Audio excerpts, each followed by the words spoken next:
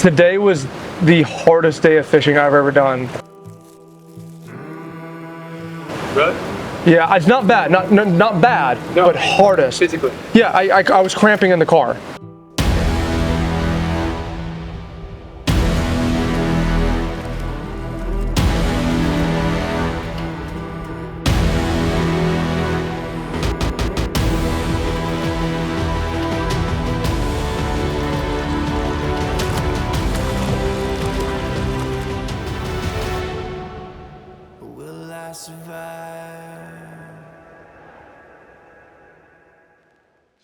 I don't know where to begin. How was y'all's day?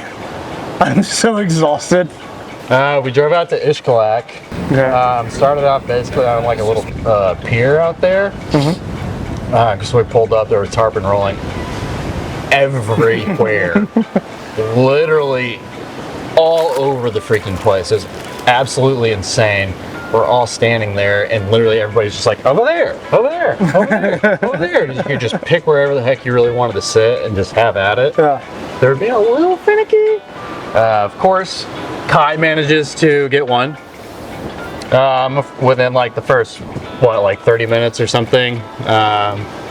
So he pretty much said, no, I'm good for the rest of the day after that. Was it a good fish? Yeah, it was good size. I don't know. They're good fish. Yeah, I can't give you a weight. Yeah. Not quite like another hog he got, but solid one for sure. He didn't have to wrestle it for 40 minutes either, so that was good.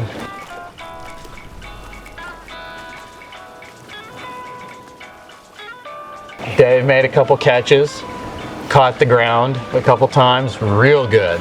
Just really good, caught the ground. I had to walk out there to get the place out of it. But apart from that, there really wasn't much else. It was kind of a slow day. Oh man. Still, for the most part. Dan, come here. That's sunburnt tan. My wife will be so proud. 0.5 really does it good justice. How'd you guys do? So this explains the day.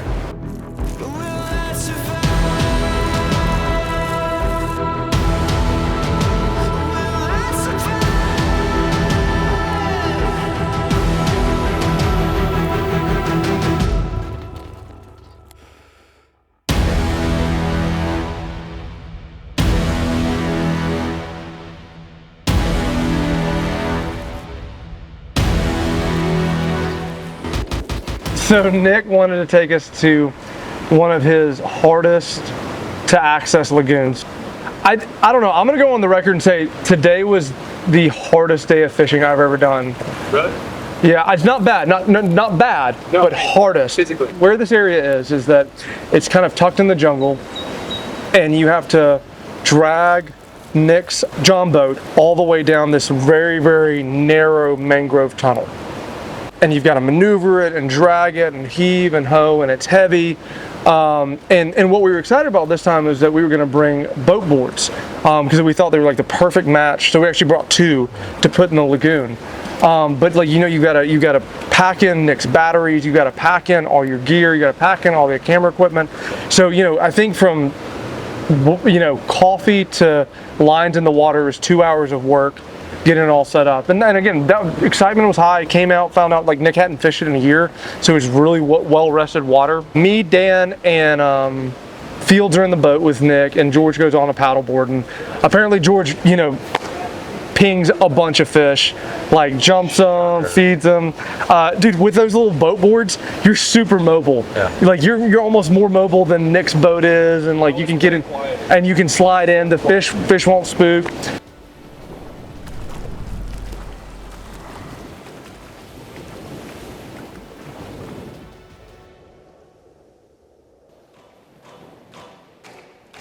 So Ben Fields, some of his buddies had tied these deer hair poppers for him for this trip, and he's like, dude, I really want to catch one on that. And I was like, okay, let's do it. And Nick was like, look, we got small and stupid fish right here. And Fields was popping, gets one to eat. This is my time. I'm on the rise. Can't hold me down, I'm too fly. This is my time. Ready to shine. Brighter than all of the lights. 'Cause when it's game time. Come in the shot. Sorry? So I got this tarpon to eat a deer hair frog, and he eats it. Denbo's super high energy, you know. Keep shipping. Yep. Straight. Set the hook, fight him for a minute. He makes a couple jumps, and then he ran, and I dropped my rod. He goes, You're pointing your rod at him, which is kind of weird.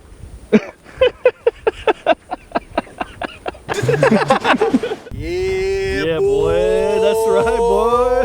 Let's go. And so Nick's like, hey, we're gonna go into the middle of the lake to see if we see anything. And so we stare out a little bit, and he's like, look, there's this deep hole in the middle of the cenote that connects to the sea. Let's go see if there's tarpon there. And right as we're gliding to the cenote, we just see fish go, boom, boom, boom, boom. And then they circle back. Like, they didn't spook at all. I threw my tarpon fly and tick, tick, tick, and this golden flash goes wham, and Nick's like, oh, that's a great like local tarpon. And then it comes up and shakes its head, and it's a snook. It comes up and it's a good snook, and I was like, hey, that's great.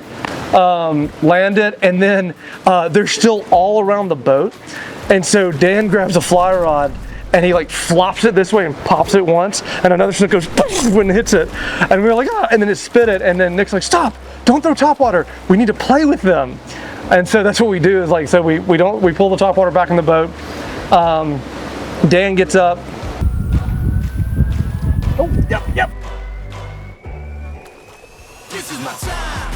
I'm on the rise. Can't hold me down, I'm too fly. This is my time. Ready to shine. Brighter than all of the lights. Cause when it's game time, seconds away and the game's on the line. There ain't no doubt in my mind. Beating the buzzer like, this is my time. This is my time. This is my time. Then Fields gets up. Oh yeah, yeah. Don't point your rod at a snook. Kind of whacks this good snook, and we bring it to the boat, and it's a good snook. And so Yeah, dude. Yeah, that snook was nice.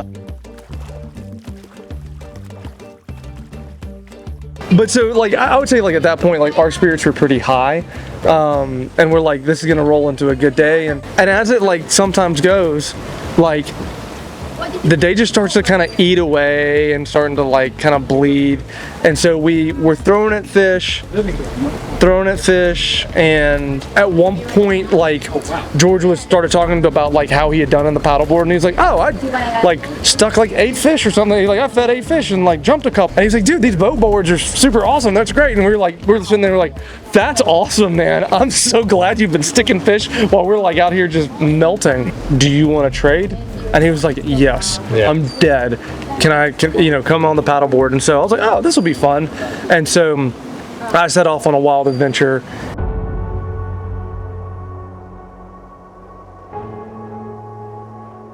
And kind of go north and around the corner and come back, and then I get stuck in the wind tunnel. Yeah. And so I have to heave all my way back up.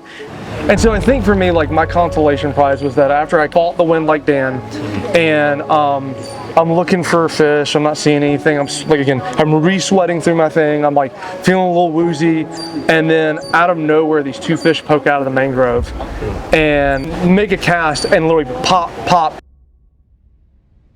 and one of them peels off and goes, and I was like, oh, and then so I get 2 jumps out of him.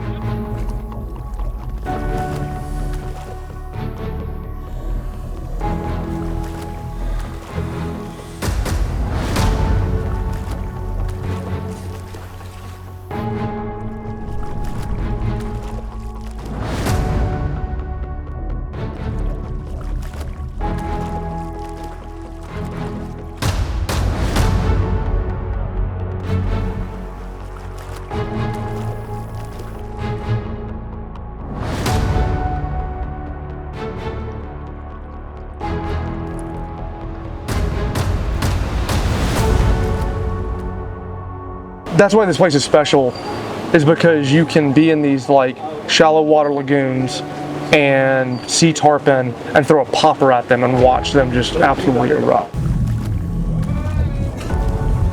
And then we had to go home.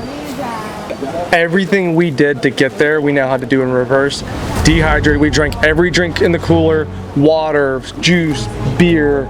Like actually, you and Dan, y'all drank beer and then had to do probably the biggest cardiac exercise any of us have had in a long time. I was over under at 0.5 heart attacks after that. I thought at least somebody was gonna have one. Dimbo took a was knee. He took a Dan took knee. He said it might be the last time he fishes that lagoon. Yeah. I mean, you get to a point. Correct. It's the most strenuous workout I've done in years, and I work out every day. This is the hardest day of fishing I've ever done. And again, hardest is not the worst. Hardest is not bad. It's just, dude, we were in it. So it was a good day. It was just a really hard day. But I've started to realize that that's kind of the rhythm down here. Every day is good. Every day is wonderful out here. But there's no easy days. Nope. I mean, y'all probably put in what, 6 miles of hiking on the beach, Easy. and then we were doing weightlifting through the jungle. Yep. I guess we'll keep at it. Let's get to work, baby. Yeah, let's get to work.